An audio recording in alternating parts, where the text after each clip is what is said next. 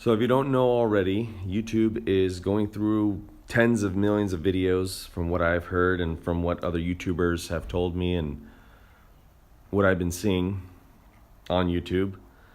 On any videos that have minors in them, they are disabling comments. And as you know, almost 2.5 years in, I think 650 videos, a lot of them have my sons, so I'm expecting that those videos will no longer be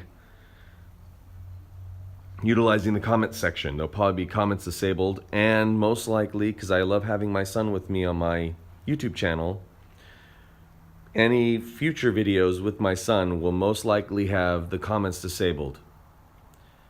So this has something to do, I believe, with protection of these minors. I don't know what happened or what channels got affected by individuals typing or chatting on channels about the children on the videos. So if you want more information, you just Google YouTube disabling contents and you'll see the news headlines right now. So if you can't comment on future videos and you watch this video, now you know why.